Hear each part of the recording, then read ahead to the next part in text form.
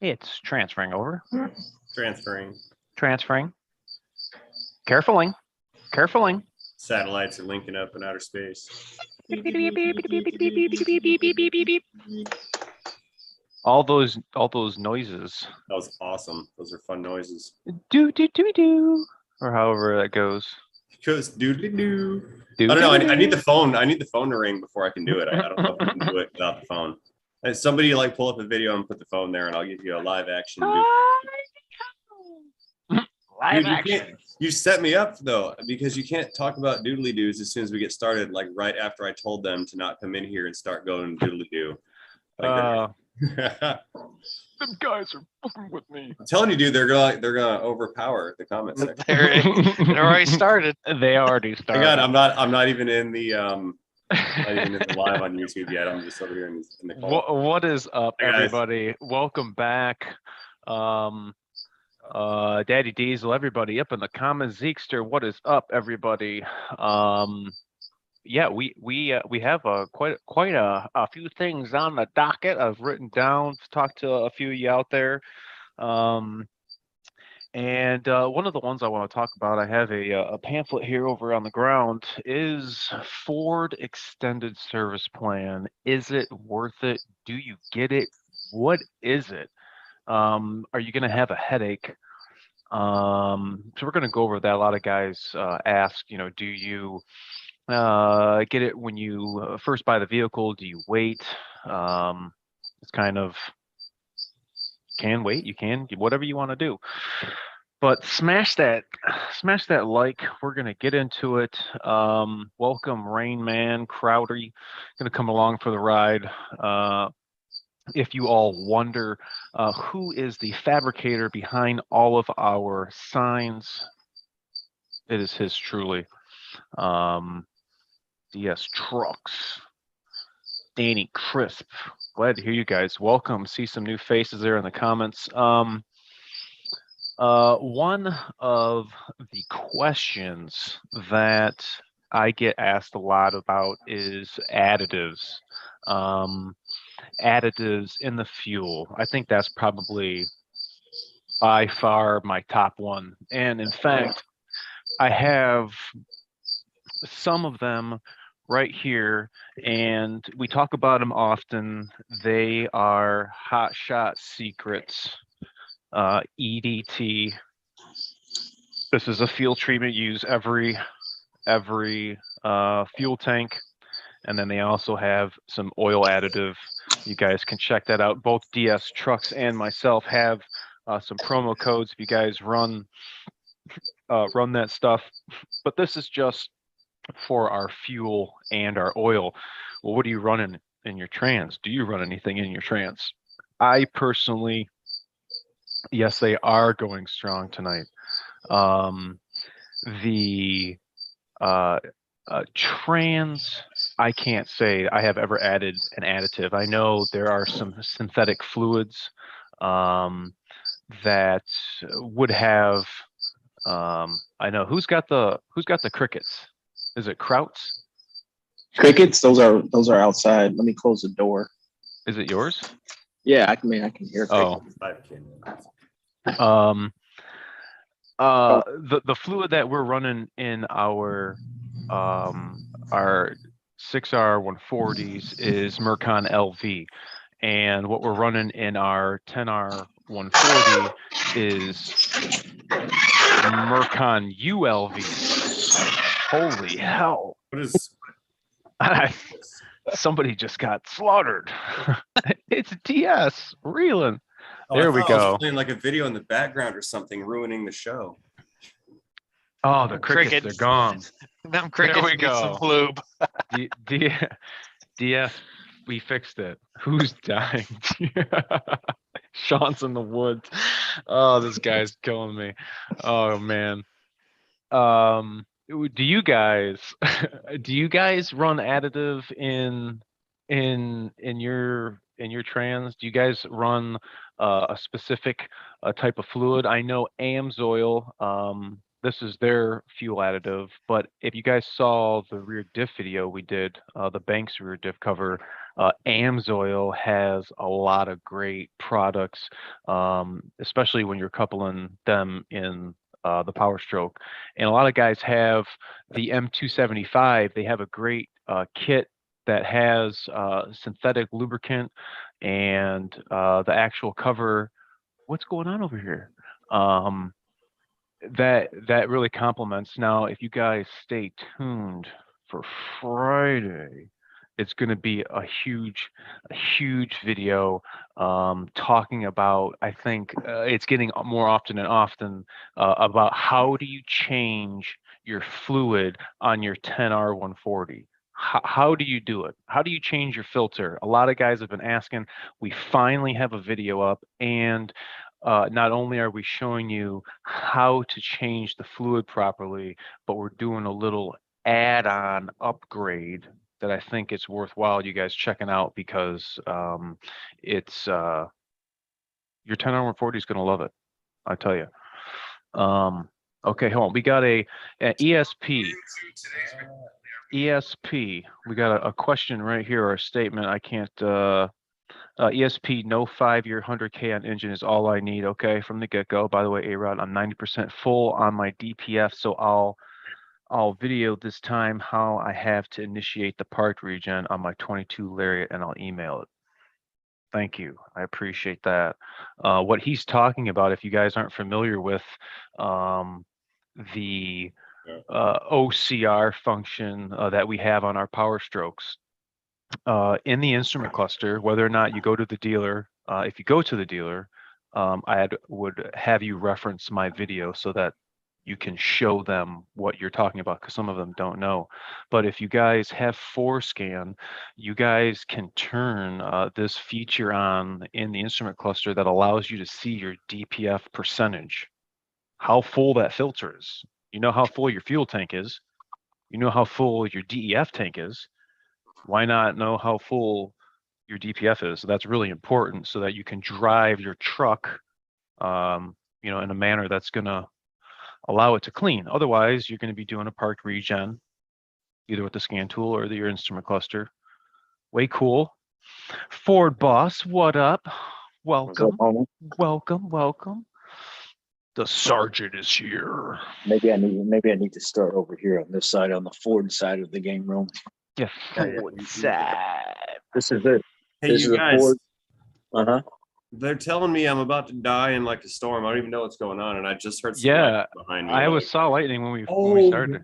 Hang on. Look at this. Look at. Yeah, it looks. Oh. It's coming right for me. Oh, I just told the world where I live. Like they're like, we found him now. It's not raining here yet either. So They It's already not know where you raining. live, brother. We'll be all right. I'm the pig that built my house out of bricks. I'll be okay. mine's out of bricks too, so we're good. Mhm. They already know where you live, brother.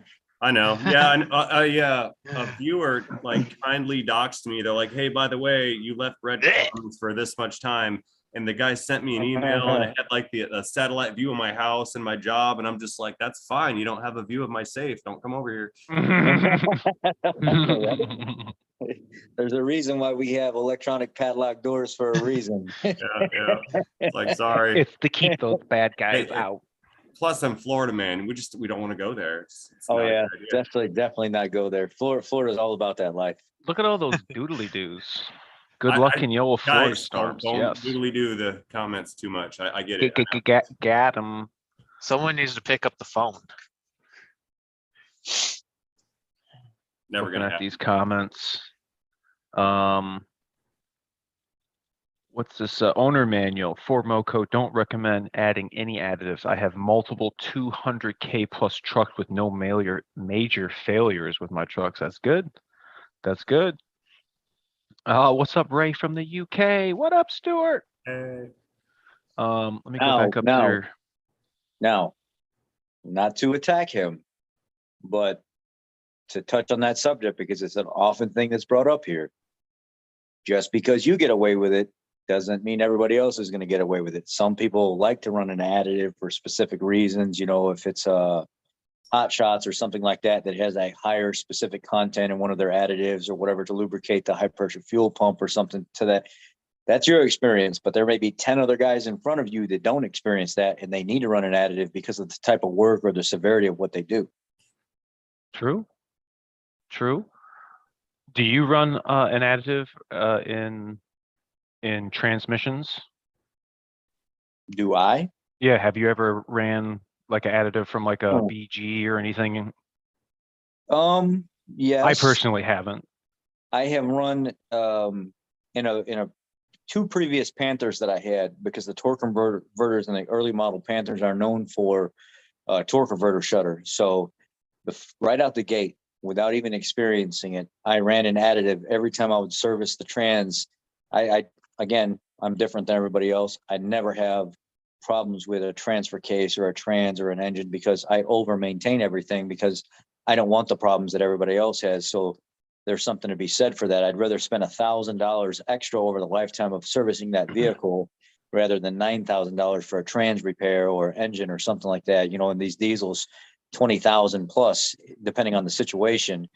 I have run as a preventative, like a torque converter shutter additive or something like that, from trans doctor or whatever it may be, just because I know it's inherent with this particular vehicle that these are known for this problem, and I'm going to try to get in front of that and stop it from happening.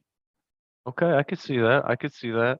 This guy says, "What's a regen? I drive a 0273." Ha! He busted. Ford Asset Tech. Got him. It's not applicable. That's what that is. It's not applicable. Ford Asset Tech's in the building. Oh yeah, what's up, Ford Asset Tech? Jeremiah, welcome, buddy. Thanks for stopping through. We're talking trucks. It's what we do, especially the Powerstrokes. I love them. I can't turn them away. I love all my Powerstrokes. Whether they got, I don't care what the problem is. Hey. Do I? Yo. Well, you love Powerstrokes, but Cody, you had to have got a kick out of that. You sent it just a little too hard, bud. Yes. You said just a little bit. Just a little too hard, bud. I mean, he should have spurged a little bit more money for a real Bronco. Yeah. If you're gonna do that to it, like a little too hard there. In case you guys didn't catch the video, of 21 Bronco Sport, basically an Escape on steroids. Well, you know, a little nicer version of the Escape. Let's just put it that way. And the guy dropped it off at the dealership on the hook. If you don't know what that means, on the wrecker. And the front tires, the rims were on the ground. The back tire had a bulge in the side of it. The rims were tore up. The TPMS sensors were broke. The tires were blown out. And he said, "Yeah, I went off-roading in my Bronco Sport, and I think I need the recalls taken care of. But can you get her back on the road in the meantime?" $3,300 later, 2 new rims, 2 new tires, or 3 new tires, 2 new TPMS sensors, clear all the codes, get everything back, all the TPMS sensors trained, and then now I can address the recalls. First things first. Got to be able to drive it. Yeah, you got to drive it first. So I told him just to get it in the door. I'm not driving it in the door on these rims. I'm literally changing everything right where it sits in the parking lot because I'm not trying to do any further damage. Man, that's say you went off road, and I think you sent it a little too hard, bud. You see the people in my comment section, they were like, "Dude, you seriously think he went off-roading? Dude was doing a little too many of these and did a little too many of these over a curve." He hit the moguls too hard. You're supposed to go a little slow. You're supposed to go a little slow. What was I just read something here. Lubricity.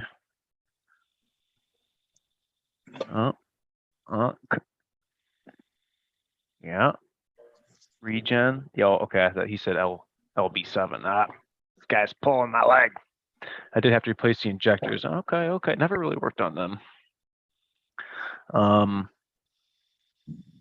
What on LB7? Yeah. Yeah, there's a dude at work that he just traded his 6.0, the one that was all rotten, and I basically just torpedo tube out the back, or just one solid piece. Let's just say it that way, and tuned it, and I mean, the thing ran great. But then I think one of the injectors were leaking, and then another injector was leaking, and then finally the high pressure pump went, and then he had to do that. And he was like, "No, it's running great." And since half of all the failure components have been replaced, and it's been studded and everything else, but he was like, "Man, I just can't. Every time I turn around, it's another $300 injector, another $300 injector, another injector, high pressure pump, and all this waiting days for stuff to show up." So some guy saw him on the internet and said, "I will trade you my LB7 for that 6.0." And he said, I've always wanted one. And with the amount of work that you've recently put into it, I kind of have the similar amount of work in this LB7 recently. I think it would be a fair trade. They're both rock boxes. Let's just do an even swap. And now he's driving the LB7 every day. Wow. That's man, that's Guys, a hell of they're a. calling me out. I'm over here reading the comments, and this dude's like, Ray has no idea what they're talking about. He's just over here focusing on the comments, and you got me. Like you're totally right. Now I heard Duramax and 6.0, and they're trading trucks. I'm paying attention. Yeah. I use both sides of my brain at the same time. It's great. This curb hopping isn't considered off-roading, isn't it? It all depends on what type of off-roading you're doing. If you get the liquid curves going ahead of time, and you can't see the road in front of you before you go off-road, I mean, it's still off-roading. Now, Yeah, how many you? Go ahead. Oh, there's deliberate off-roading, and then there's surprise off-roading. Whoopsie. Yeah, we want to avoid the surprise off-roading. I pulled out of this farmer's field before anybody could find out, kind of thing. Guy out in the middle of nowhere, and I call a record, get me out now. Yeah. How many of you guys out there listening? Cause we got a lot of them. Hit that like. What are you guys? Andrew Miller. Okay, I'm gonna come right back to you. We appreciate you. Thank you so much. How many of you guys out there have Ford Extended Service Plan Premium Care? Let me know right here in the comments, because we're gonna come back to all of you guys. Sorry to switch topics. I have a 2020 Explorer. I just did the 40K trans fluid change. Also just did the diff. So it's going up too quick. And the transfer case. Why is the front diff fluid so nasty when it's rear-wheel drive primary? Is the front, how close is the front diff to like more heat sources? What did he say? How close is what? He says he just did the diffs in the transfer case. Why is the front diff fluid so nasty? It's not a transfer case. It's a power transfer unit. Same thing as a transfer case, but your fluid capacity is very, very low. It's sitting, but where the trans and the engine come together, and then the catalytic converter comes over the top of it, and it's being baked constantly. So when you split one of those cases apart, a lot of people think that there's like clutches and everything else in there. No, that fluid literally starts to turn to sludge if you don't service it like some guys are doing it every 20. While they're down there doing their oil, they'll change it as well. But that gets baked inside there. And if you there's a YouTube channel on here early on, I wanted to see what the inside of those cases look like. And he split one of those cases apart, and it's nothing but gears and drive mechanism. It's all metal inside there. There's no clutches and stuff inside there. And it literally turns to jelly inside that because it's getting baked and boiled all the time. That is not a lifetime fluid. It's not a 60,000 mile fluid. It's not a 100,000 mile fluid. Throw that Ford maintenance thing out the window and service it by every 30K. Do yourself the favor. Thanks for coming to my TED Talk. That's freaking awesome. Have premium care. Yes, I used to. Rain Man told me to stop by. LOL. That 6-day. Welcome. I do. I've got it. I didn't want to, but fiance said yes.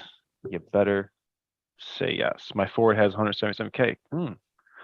Yep, I don't have it yet. You don't have it yet. You can. And if you buy your truck, just like Ian said, he didn't want to, but if you wind up not and you go, if you purchase an ESP contract between your first year and 12,000 miles, it's going to be at a lower rate. Whereas if you were to buy it before you're out of bumper to bumper, it's going to Yep. be a little more. So I'm not talking like thousands of dollars more, but I mean, if you want to save some bucks, buy it within your 1212, or if you want to, wait till you just be out of 336 or bumper to bumper, then do it. And it's something, I mean, as a tech, I have it on my vehicle.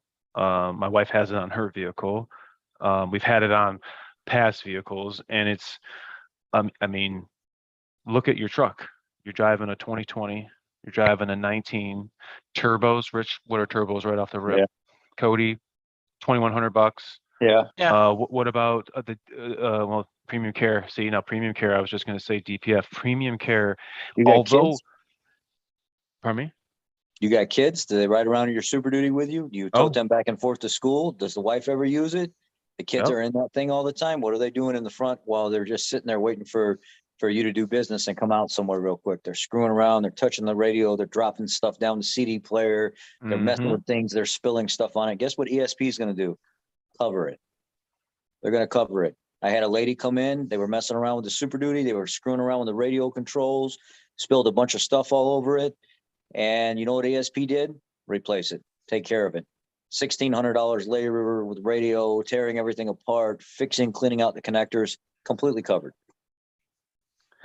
They have a lot of covered components. I have a little pamphlet here. It says just partial list, but there's one particular thing that is not on here that I made a short today, and it was kind of I don't know why it's not. I guess it's because it's more appearance, I guess.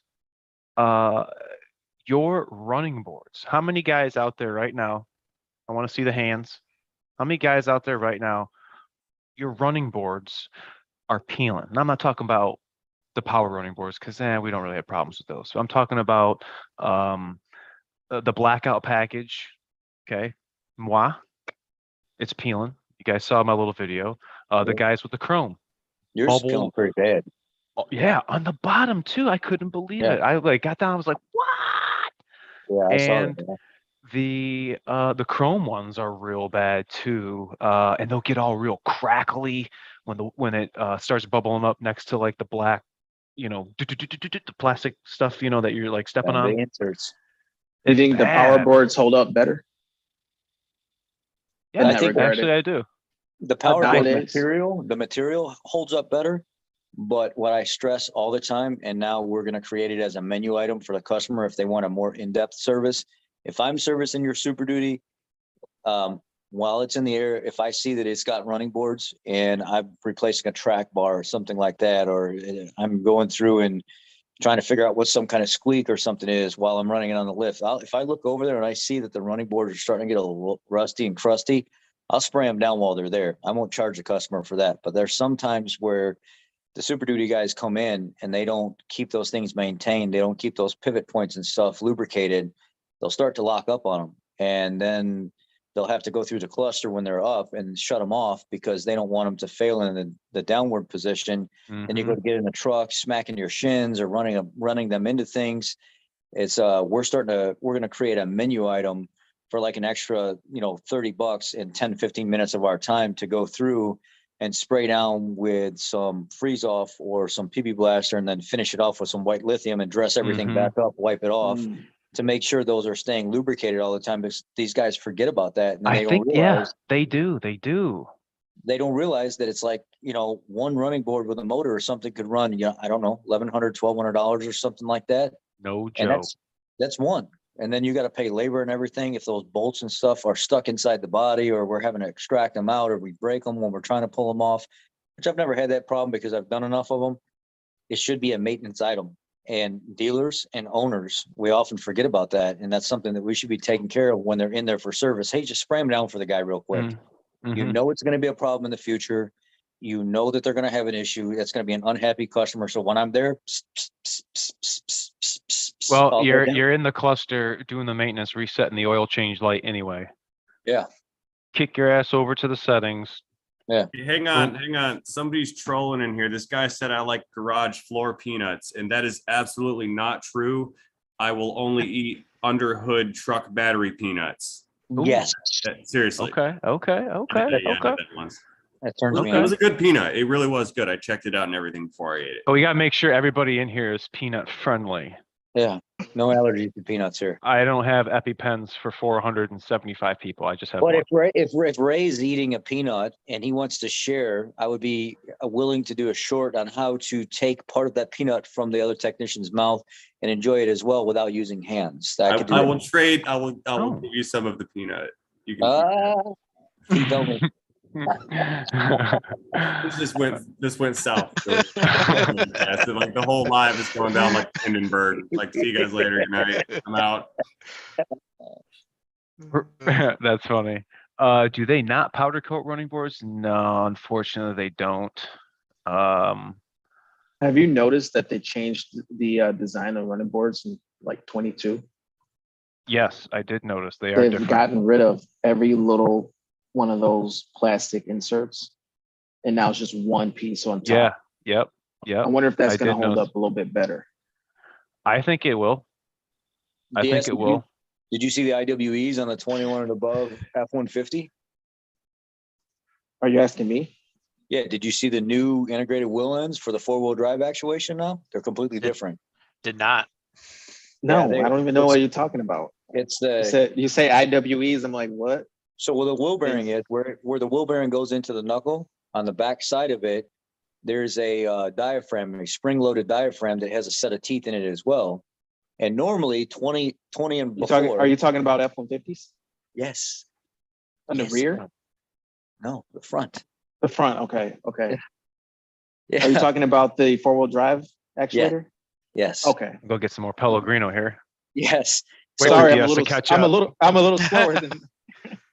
I know what you're talking about now. You're talking about the 3 bolts on the inside of the hub that hold that That's it. actuator, the vacuum actuator Yeah. one. Okay. That's it. So Sorry, I'm a normal, little slower. in normal Talking about peanuts, not the drive peanut mode, gallery. those actuators would have vacuum supplied to them at all time.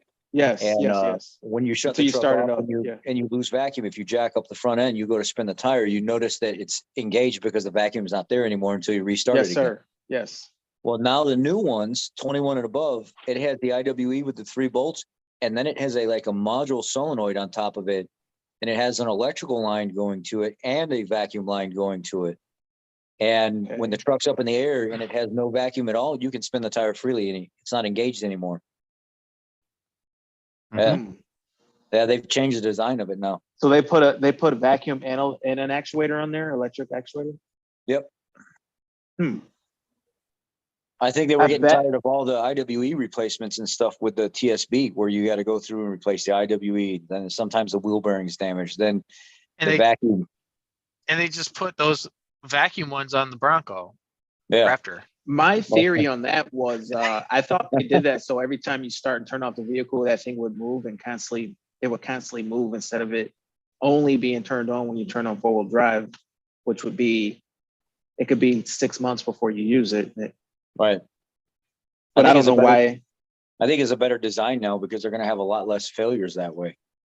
So do you think the electronic actuator is just controlling vacuum at the hub instead of? I need to pull a Cody moment where I actually jump into the diagram and actually break it down and see verbatim, like every single spot on how it exactly functions. You know how in the workshop manual, it'll say description and operation, and then it will tell you exactly how that IWE functions. And, normal driving, 2-wheel drive, no 4-wheel drive needed. There is no vacuum applied anymore. So it's released and you don't have to worry about that chattering and screwing up the wheel bearing and stuff anymore. And pretty smart. Now, what about, how does all this work with, well, there has always been a electronic controlled vacuum reservoir. Yeah. For a long time. So like start, stop, all that stuff. It's not like the engine has to be running. It's all based on a reservoir that's holding vacuum. Right. In the previous model. Do they still have a reservoir? Oh, I don't, yeah, I'd imagine they do. Yeah. I mean, that's the function is still there. So they changed it now. And then when I went in the parts room and I looked up, I said, show me this diagram of this thing. If a customer has to come in and order this IWE, what are they ordering? And I was like, oh my God, you're getting this like diaphragm with the actuator, and then the electric line goes up into the engine bay with the vacuum line all attached to it, and you're not just replacing this little $60 part anymore. Now this thing's like $300, and when it goes bad, you're replacing the whole thing from the wheel all the way up the knuckle, all the way into the engine bay on top of like the fender area, and it's like, wow. That sounds horrible. Yeah. I already had one go bad. The vehicle only had 17,000 miles or 20,000 Well, miles. they were already expensive. Yeah. You have to replace that actual. Well, I guess it all part. depends on what your level of expensive is. If you were doing it yourself at the house, which most of you are probably capable, because this is all like plug and play type stuff. When it was just the old IWE, you would basically just pull the CV axle out of it, pull the knuckle back out of the way, pull the CV axle off to the side, and then take the 3 bolts out, replace the IWE, and it was but when we go to the dealer for that part, they hit us pretty hard just for that 3-bolt. Yeah, it used to be only like $60, I think, but now a lot of dealers have new price matrix, and with inflation and everything else, that's like $120, $130 just for that one little part. Yeah. Yeah, it's pretty interesting though. Like I had my first one where they had water intrusion, where it got down inside the wheel bearing on a 21 F-150 King Ranch, and water got down inside that and basically jellied everything up inside it. It wasn't affecting the signal on how the truck was reading. So you could be sitting right there in the stall, pull up all your wheel speed sensors, and that front left would read that you're going 148.56 mile an hour just sitting still. So when you go to run the pinpoint test and stuff, it's kind of leads you in circles. If you just do a regular old school visual inspection where you take the wheel off, pull the rotor and stuff and the caliper out of the way, run your harness back, there's no chafing, no nothing anywhere, pull the sensor out of the wheel bearing and look down inside there. Oh, looks like I got a milky jelly cereal down inside that thing. That don't look good. Dang. What is up, Andrew? What is up? He's got a good question here. Taking advantage of the Ford experts, sometimes from remote start. I start the engine and every system check light comes on. Everything in the center console, at least, have to restart the engine and they all go away. What kind of vehicle we work on here? Kind of weird. Let me see what you're working on here. Is it a factory remote start too? Is it aftermarket or is it factory? Yep. That's a good point. He just asked. We're reading something underneath here. It triggered a thought. If you guys coincide with my write down, wiper arms recalls. We did this a while back before for you guys that have the newer duties, or I guess any Ford vehicles. If you guys, maybe your wife's got an Edge. If you want to see if you have any recalls, if you want to shoot your VIN up there, we can get back and see if you got the wiper arm recall. I know the one that's coming up is tailgate extended, unintended tailgate opening. We're going to go over that. That's going to be a big one. First Super Duty wiper arm recall. There was a couple Fleet Super Duties, brand new ones that came in that were part of it, and the parts department ordered the shoe glue. Ooh. It was a shoe glue, and the instructions say to pull the wiper arm off and flip them upside down. And this is the what do you call it? I can't say the word properly. It's not the repair, but it's the repair before the final repair. Interim repair. You flip the wiper arm upside down, and there's the little indexing key. And if you turn that thing over too quick, it'll fall right out of the housing. It doesn't stay inside the housing. It's real loose inside there. So they say to take that shoe glue and run it from one side of the indexing tooth along the edge, kind of let some of it spill over the side just a hair, and run it over the tooth and back over on the other side, and let it sit somewhere away from everything for 24 hours before reinstalling on the customer's vehicle. Yeah. That sounds like another nightmare. Yeah, I had when I did Fred's lights, I had that problem. Those little keyways just fell Ah, out and disappeared.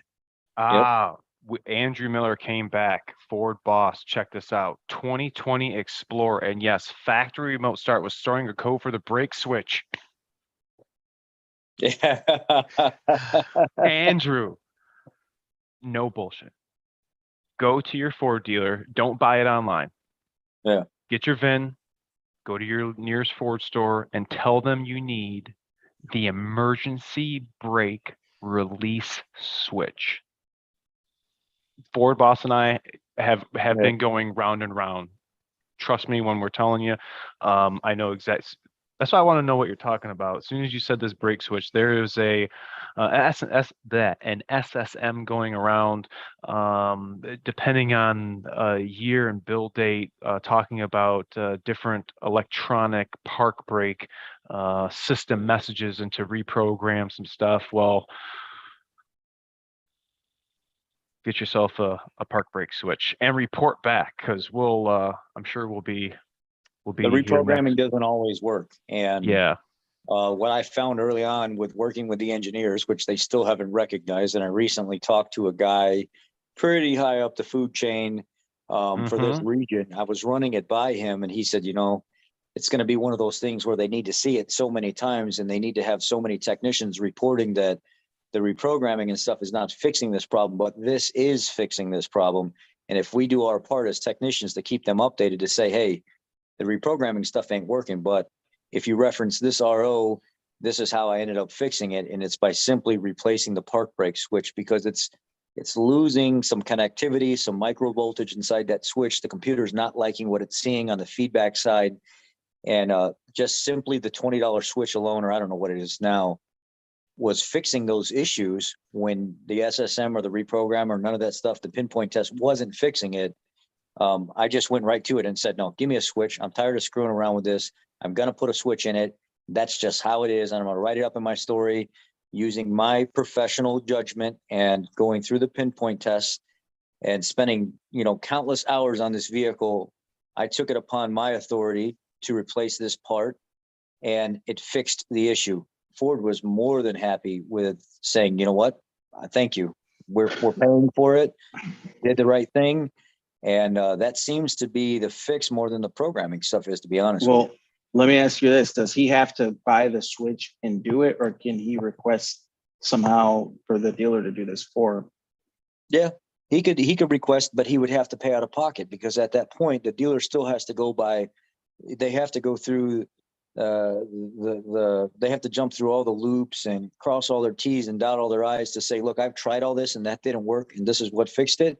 If he wants to just bypass, so that might take a little longer, right, to get the dealer to cover. If he wants to bypass all that frustration and say, look, you've already performed what you needed to service wise, this park brake message ain't going away, replace the switch for me, please. I'll pay the hour or whatever it takes to do it. Just put it in. Yeah.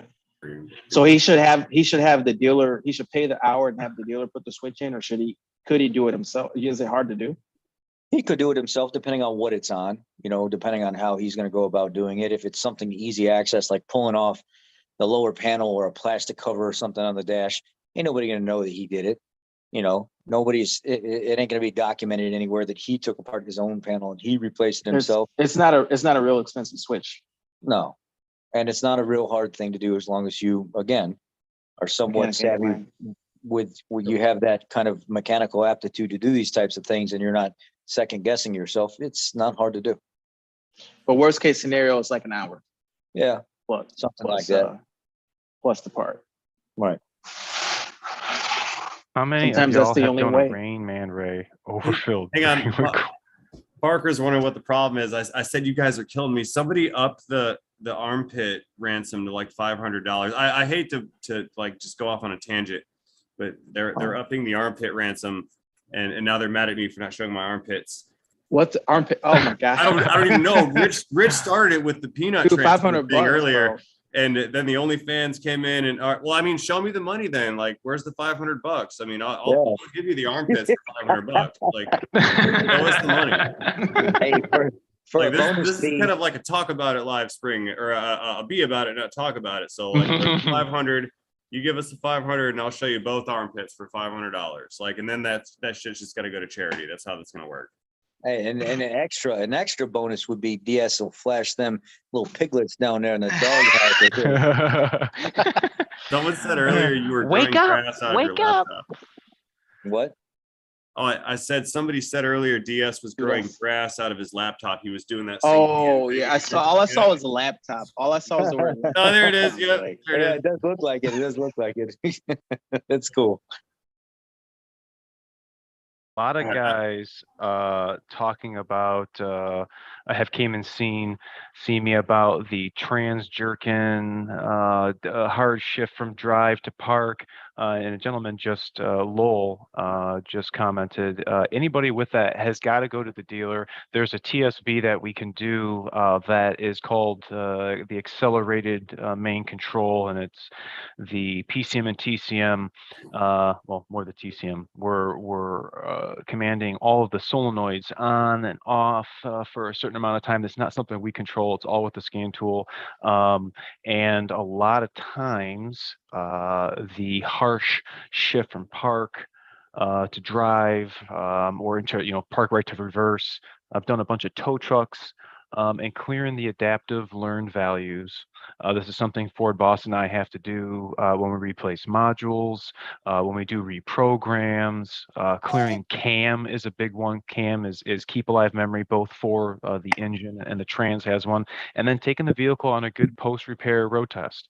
And I'm not talking about going, down the end of the street and coming back and parking it. I'm talking take it out on the road, get it on the interstate. I got a good loop that I do, and get it up to speed, get it into the 10th gear, let it shift back down. I'm not saying use your exhaust brake.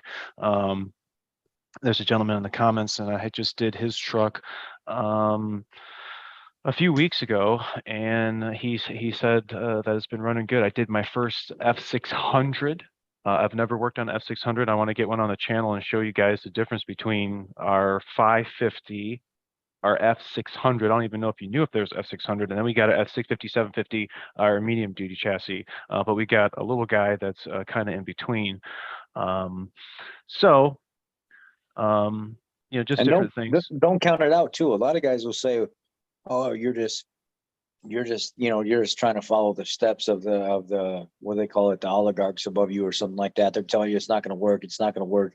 There's been a lot of vehicles that have come in where guys are wanting major repairs because they want like trans rebuild or the CDF drum replaced or something like that because of internet forums and stuff of this nature. You guys got to stay off a lot of that stuff because there's been so many people that will bring their Super Duty in or even their Explorer or their Escape and will do this accelerated relearn that Aaron's talking about, and it will take care of the problem. Mm-hmm. And we're not talking about hard parts. I mean, what's it take, Rich? Like how long? Like, what's it sit there, about 40 minutes? Anthony, what's it take like about that to do these? Maybe it's just more babysitting the computer. And the truck's running when you're doing this. So you don't necessarily have to have the a battery charger and whatnot on. did we do this to my Trans and jerking and YouTube in the same sense. Did we do this to my 2450? Yeah, we did. That's when we accidentally programmed the TCU, and we did want to reprogram the TCU. But We bricked it. it Oofed it. it oofed. TCUs are they can be a pain in the butt. TCUs. You got your truck back? No, not yet. Almost. Ford Boss, when was the last time you talked to Ryan's dad? They're wondering pretty heavy over in the comments there. Well, I just seen the update on on the GoFundMe. It just popped up. Okay. And it said that it seemed like he was getting a little better, but then he's kind of back in a state that he was in before, and they moved him to a different facility again. So even though they're still hopeful and there's not much that's changed. Okay. Yeah. I talked to his dad last week, and he kind of told me the same thing. It's sort of been some ups and downs, and they just don't know. They still just don't know. He said that they know he's in there and he's still responding to stimuli and things like that, like when they talk to him, but he's just not. It's just back and forth. It's kind of like a 2-step forward and 1 step back kind of thing from what I understand. Yeah. Yep. But Michael- I guess bottom line is it's and they keep saying it to me over and over. It's just going to be a long recovery process. It's gonna take some time, a lot of time, and that's unfortunate. Yeah, my coworker, he's still on the 25th is when they're going to let him go back and see the doctor, and then his primary is going to try to assess based on everything that's been going on over the last few months. He said the one thing after hitting his head on the lift at the shop and having the brain swelling that he had is. We recently got an update saying his short-term memory is very bad. You can talk to him about something and it could be a very short. And if you don't remind him that you had that conversation with him over the next day or two, he almost doesn't even remember that he talked to you about that particular topic. And he's getting some random headaches from time to time, and they seem to happen not often, but more than they should. So he's not sure that he's ever. We were even talking as techs in the shop that when he comes back, maybe we need to have him in like a head foreman position where he's not wrenching and he's kind of overseeing everything that's going on in the shop, and maybe more like supervisory management type stuff, or move him up into the office where he's the head service director of the service writers, kind of overseeing everything. So he makes sure everything gets done appropriately, seeing he's been a tech all his life. He would be able to give immediate answers to things and kind of help right then and there on the spot.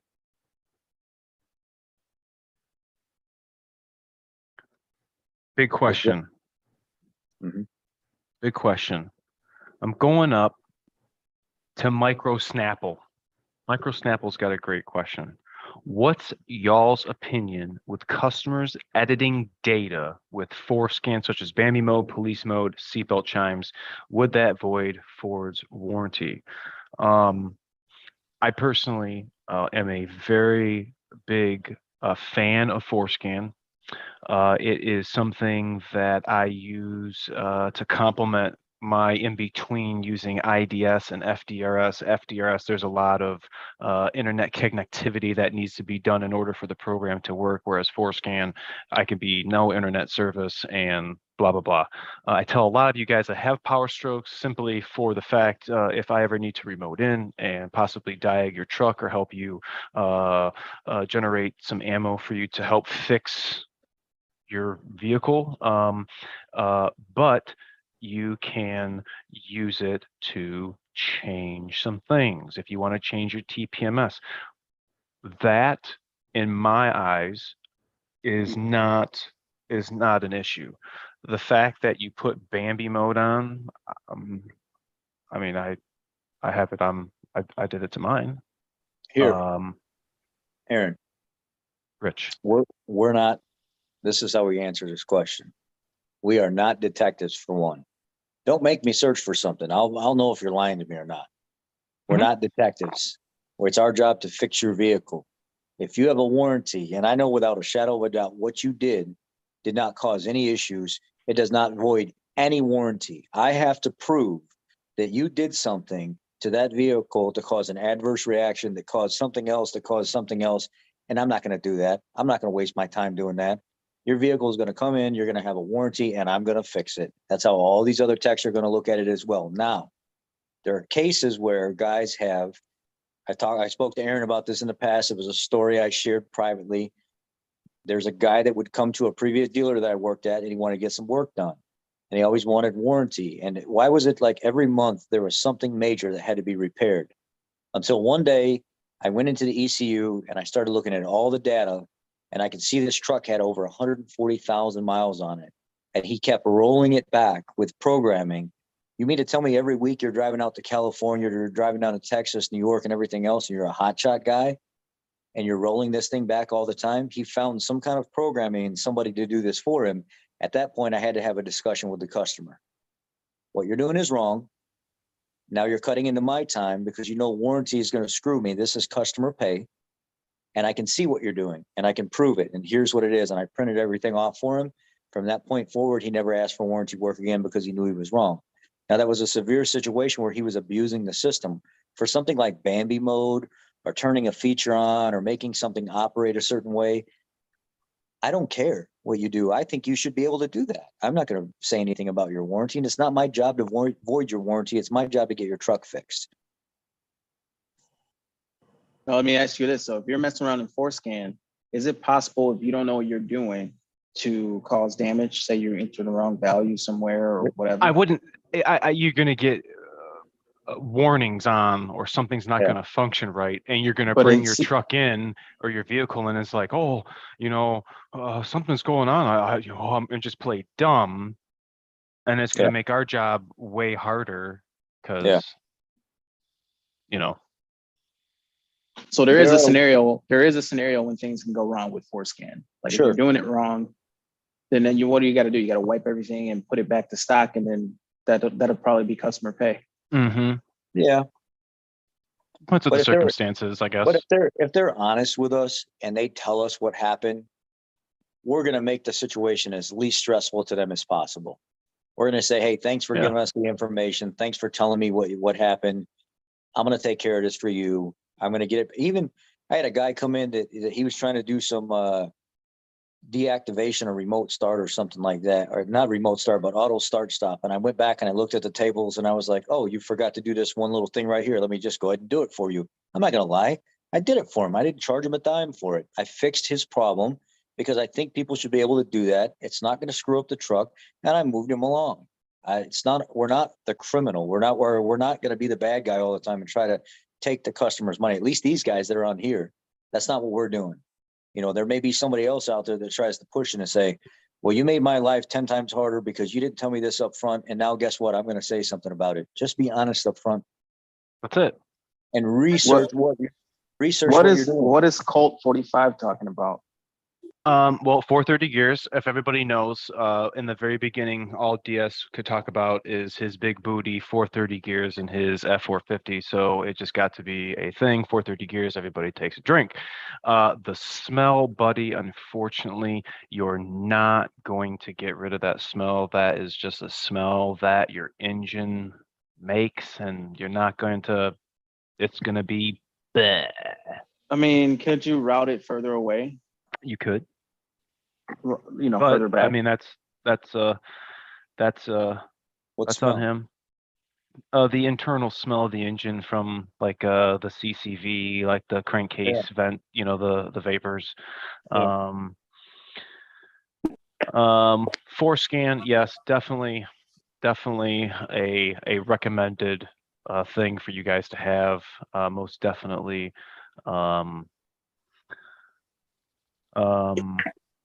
I just saw something here that I thought about. Or 30 gears. 430 gears. 430 gears. Oh dang! Now it's Started it popping up. now. Well, Where's Um, Matt? We need Matt. I wanted to ask him a question. Maybe I'll just have to ask Ford Boss. he never what's the texted back. question there, pal? Boyfriend, So- buddy? I want to put reverse lights on my truck, and I'm thinking I can just wire them into the circuit for reverse lights. What kind? Like LEDs? Like high power? LED, nothing crazy, not a lot of draw. You should run a relay on those. You think Yeah. so? I did that once and I thought it wasn't a lot of draw, and then I melted my my switch that I ran it off of. I think I used the switch for the bed lights or whatever, and it just it wrecked and melted the switch, and yeah, it cost me $100 for a new switch. Yeah, run a relay. Oh, that's the reason I was asking, because me and Matt looked at it before, and we were looking at the BCM, and basically if you do it, it's gonna be all in the BCM circuit. Like there's no switch, it's like internal to the BCM for reverse. And You're gonna have a FET problem because you're gonna You have to know- load on it. Yeah, but at the limit- same time, what we found is even though it's on the BCM, it's rated for like a ton of power. It was rated for like 40 amps or something crazy. Limitless has a harness for that. I wouldn't do it, dude. I'm curious about it because on With the with heavy duty relay. trucks, everything's so overbuilt because it's almost just designed for having trailers and stuff behind it. But then again, I don't know. Should I just run a relay? Is that extra work? That the would limitless be the harness. smartest thing to do. You'd have your reverse light circuit trigger the relay, and then your relay you use a small voltage to control your Right, your- a very small voltage that Yep. won't overwhelm anything. Yeah, Well, so you here's the put cool whatever thing. freaking lights you You don't want. want to just run them on a switch. I mean, that way you don't have to have Well, your I surface kinda of the want 'em to sun come level on. lights. DS want is 'em to like, well, if pop I on hook as them soon up to as- my running lights at the license plate lights, I mean, I just got short little bits of wire, and I just got to No, turn. no. Yeah, but you could have. Well, a I wanted to mechanism. pop Everybody on as soon runs- as you throw it in reverse. You Right? know? I mean, yeah. Just put the limitless harness in there and be done. Yeah. And what is that, you might ask?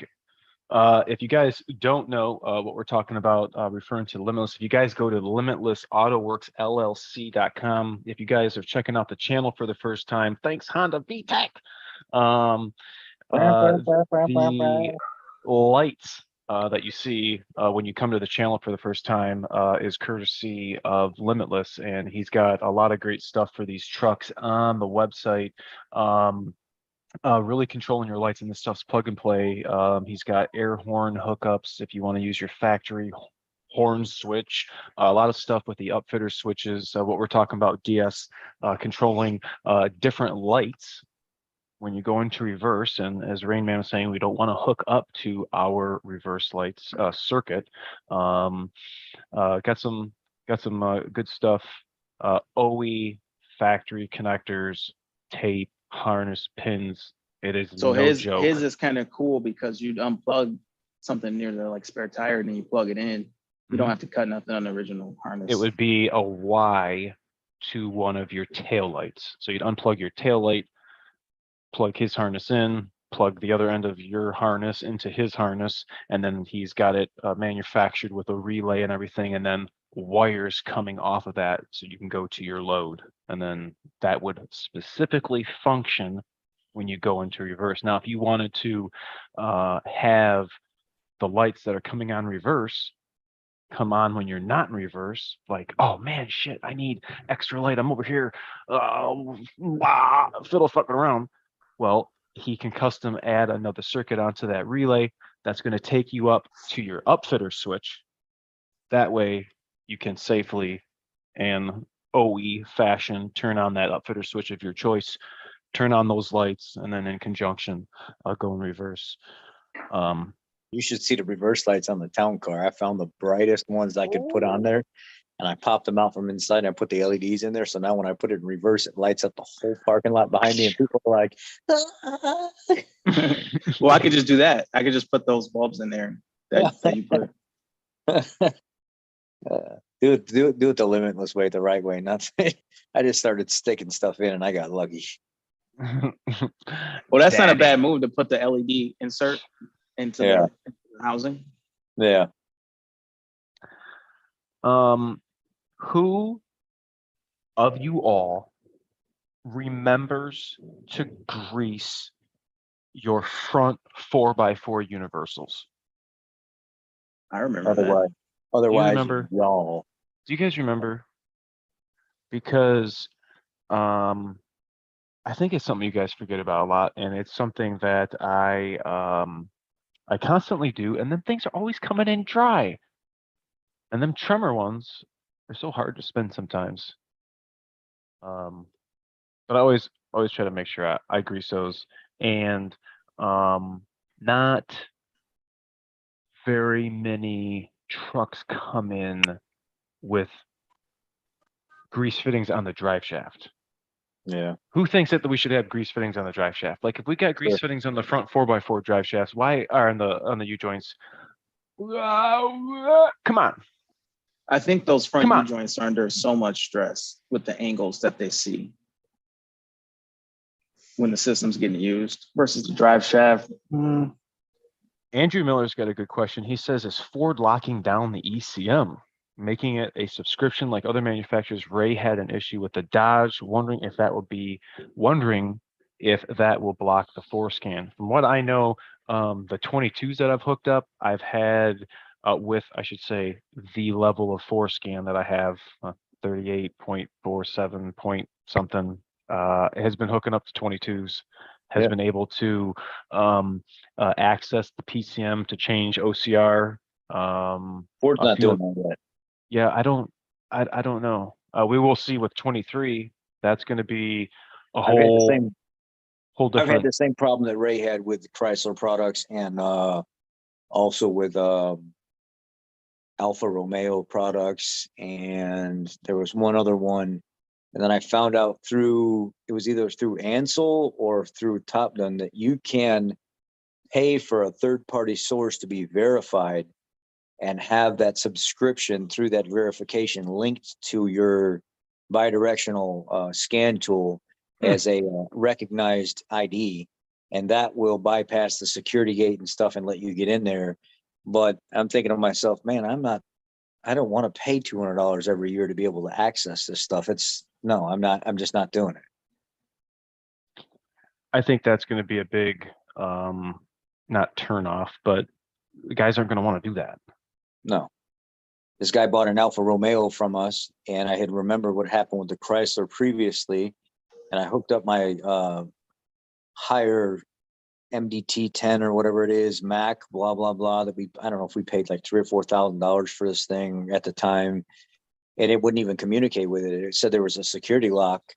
And then I went and got my Top Done, and I got my Ansel, and I was like, one of these has got to be able to communicate with this thing. It's locked out across the board. And then we called the dealer up, and Alfa Romeo was like, yeah, even to reset the maintenance stuff that keeps popping up in the radio, you have to come back to the dealer to get that reset. And he was like, I just changed the oil. I just did the 15,000 mile service. And they were like, it doesn't matter. If it's not done at the dealer, that maintenance reminder through the radio won't clear until we clear it with our scan tool here at the dealer. No way. Yeah, you'll get it to clear in the cluster, but you won't get it to clear in the information minder through the radio. So you got to go back to the dealer to get it done.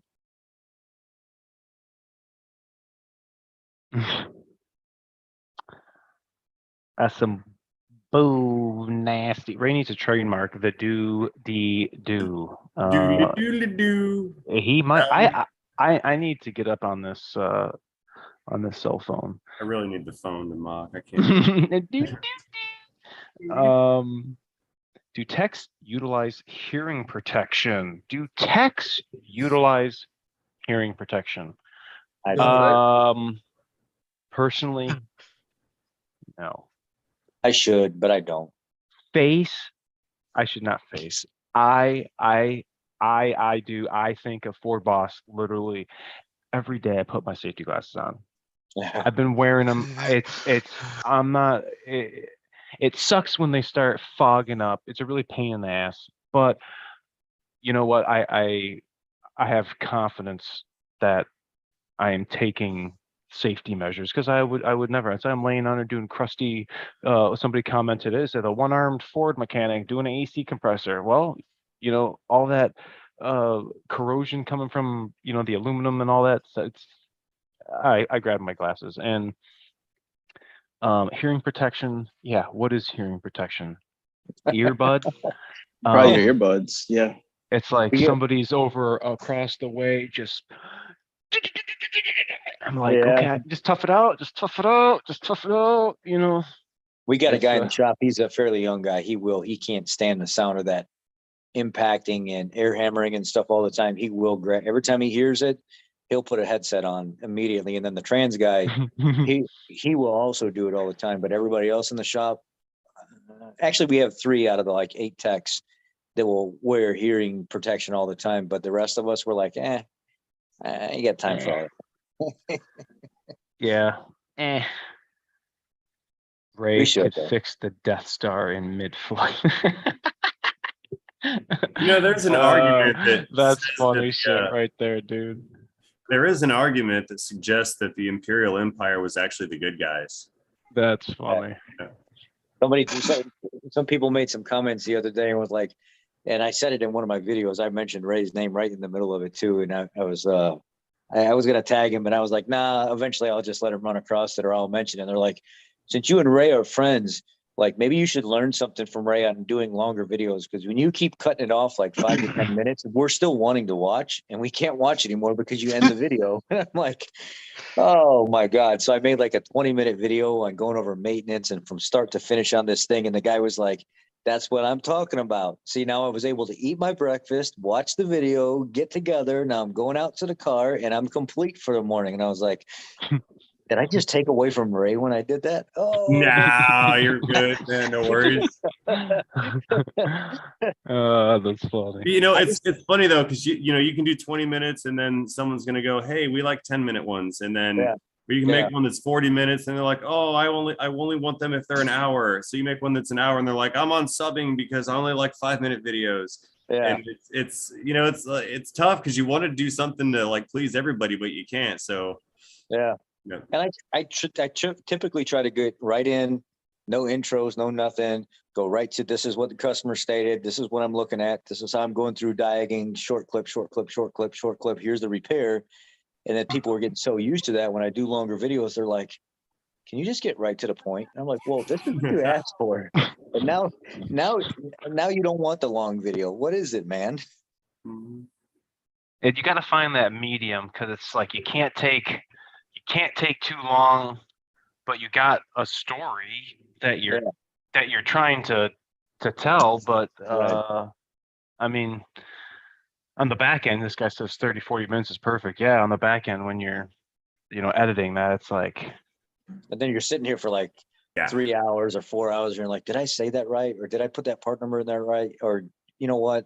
I'm just going to go back to my 5-minute video because I was like, this is the code. This is what I'm looking at. This is the pinpoint test. This is where the wire was. This is boom, where it boom, joined up. boom. This is what you need to look at. This is the repair done. People are like, thanks, man. That was awesome. I don't have to sit here for a 20-minute video anymore. And then they're like, the next day, somebody's like, could you just like show the whole entire process from start to finish? Why? So 10 people can watch it while the other 50 people click off of it? What would you guys rather see? All you guys in the comments, you guys are blowing them up. What do you guys rather see? You guys saying 30, 40 minutes, 10, 15 minutes, 15, 30 minutes. What do you guys want to see? How-tos, like actually showing a problem, or do you like when we go into the customer states, blah blah blah, or the way the format, sort of like I do, where I'm, customers coming in for this and I'm actually showing you how to take this part off, or like I just did an AC video, kind of like that. It's depending on what we have in front of us is going to denote, how the video is going to go. 30 minutes around here, as long as the story is interesting, length of video isn't a concern. Okay. The You can one set I the tried it on, I wanted to kind of model some of it off of like Ray puts a lot of like information in his videos and stuff like that. So I was looking at it and I was like, well, I have like 4 concerns with this vehicle. I've got a trans issue, I've got a PTU issue, I've got an oil leak issue from the oil pan, and I've got a TPMS sensor issue. I'll roll in from the simplest stuff to start getting people engaged, and then I'll move into like the more difficult stuff on when I'm looking at fluid and finding metal and stuff in it, and then kind of sorry I can't go any further at this point because now I get to get parts approvals and stuff like that, and I'm not saving these in the library to start the next day. So guess what, sucker, you're coming back for a part 2 and people are like, oh man, why'd you have to do that? I hate part 2s. Come on, dude.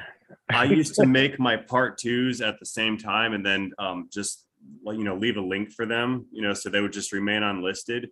And it was like a comment section meltdown. I mean, people were like, well, where's part 1? And I'm like, you just watched part 1 because you're commenting on part 2. And then they were mad that it wasn't live. And I tried really hard to like give them the whole story at once, in case they weren't done with 45 minutes or an hour. And it was an absolute disaster. And I will never do that again. Yeah. So, I mean, part 2s are fine, but everybody's got to wait till it's posted because, I thought I was going to be slick. I'll please everybody. Here's your part 2. And if you guys don't want to watch it all right now, it's coming out tomorrow. And that's so funny. It was terrible. Like I was so stressed out reading comments. I was like, everyone is mad at me. No matter what I did, they're mad. Yeah.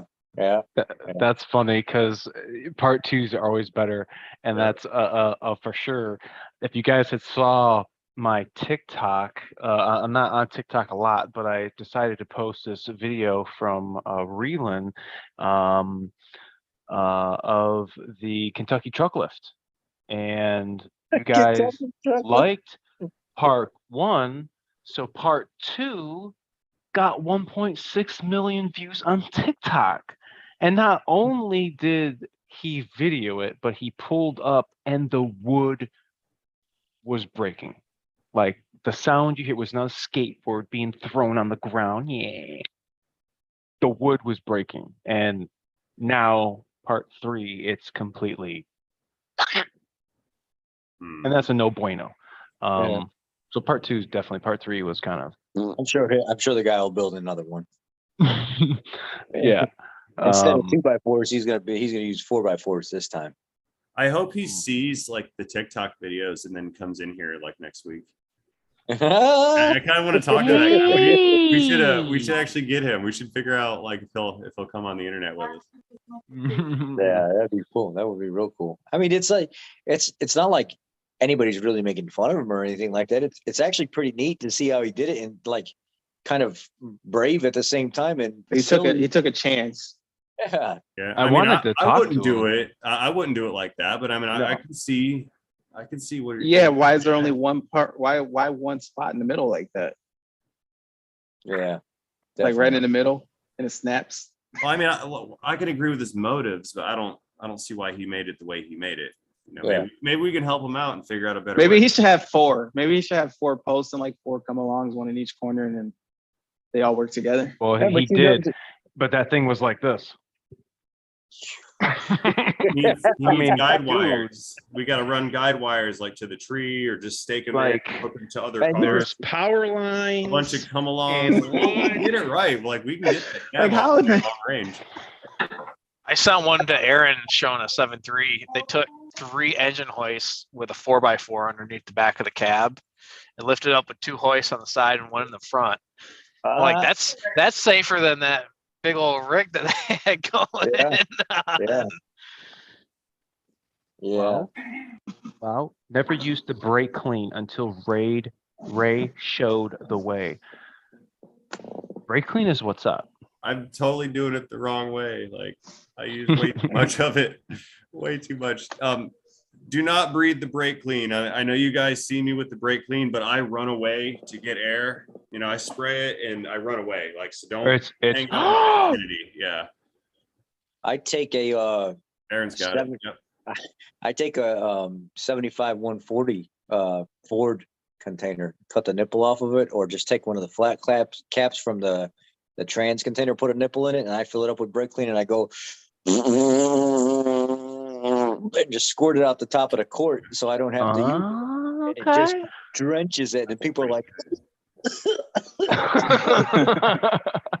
Run my sure shot. It lasts for about 15 seconds. That's about it. That's funny. I did a There's video like on it.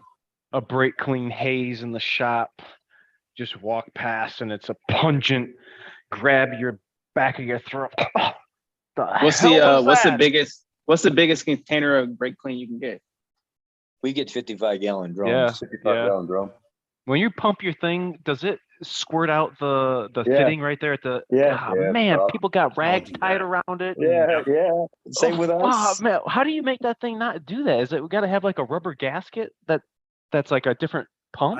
I or- think that's impossible because I've It's never such a found pain in the a ass. pump that didn't leak. They all have the towel tied around the top. Yeah, That's- yeah, yeah. that's the way- I'm that's like, the oh, I'll way. just tighten the fitting, right? Yeah, yeah. Makes it Man, worse. man, like they got to come up with a better brake clean pumper thingy.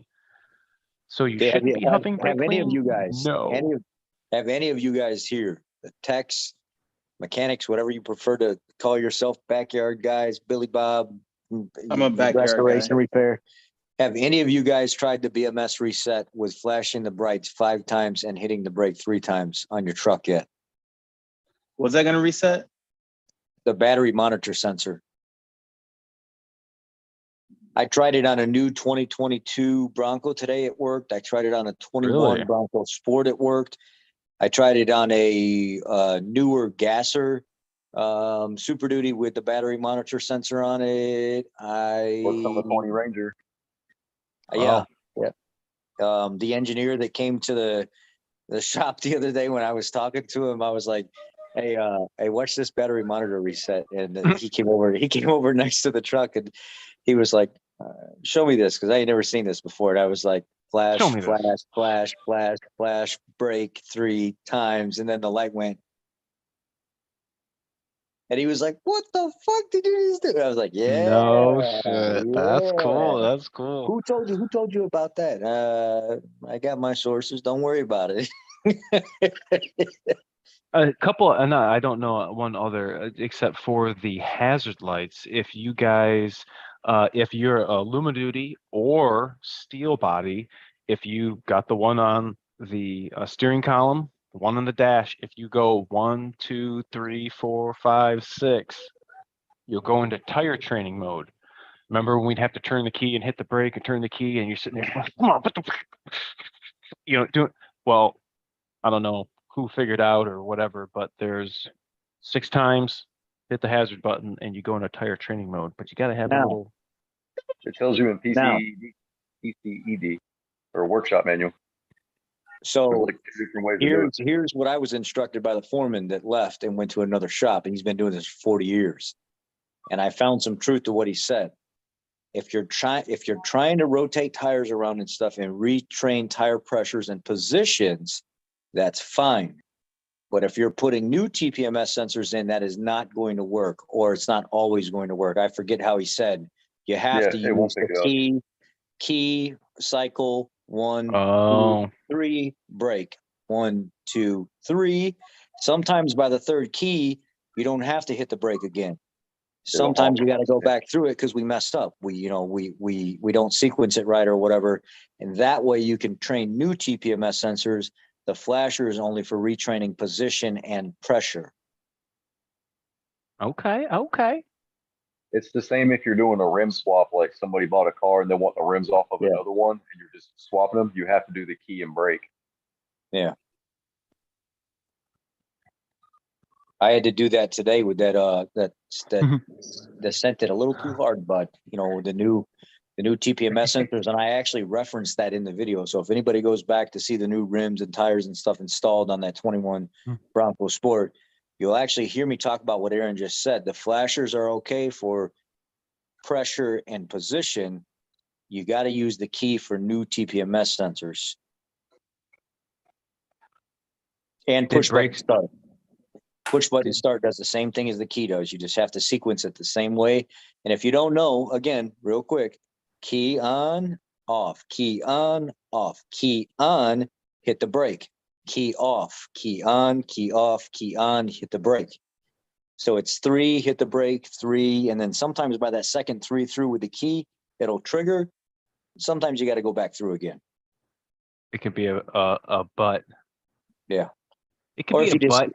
if you have the proper computer or whatever, you don't want to go through all that. You can just go through ForScan or IDS or something and just put it in tire training mode and not have to worry about any of that stuff. That I haven't used. I haven't used the scan tool.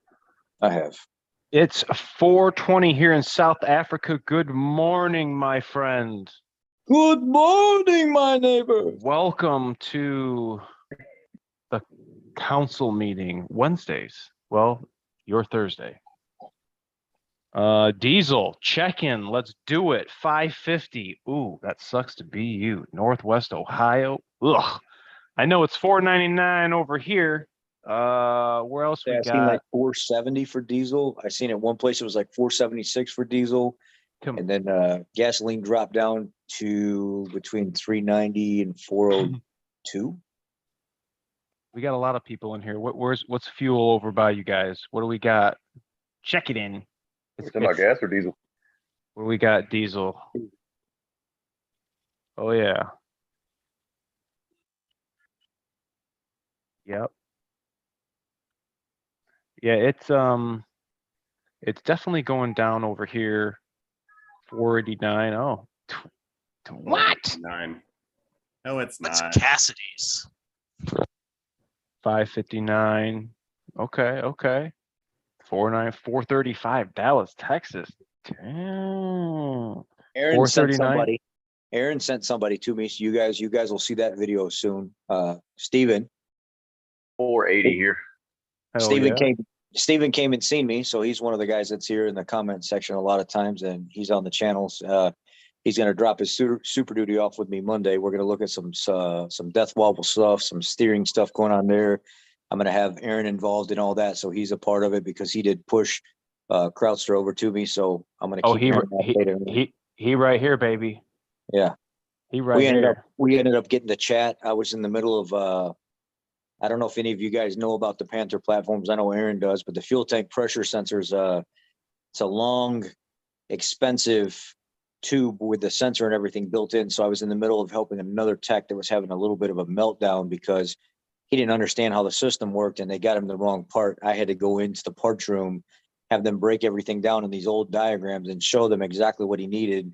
And he was actually there witnessing me, like in my train of thought, really getting in aggressive into this, trying to get the customer the right part. And then I was able to introduce myself. So I apologize to Crowdster on that. It's very nice eventually getting to meet him. And I look forward to working on his vehicle. Hell yeah. Hell yeah.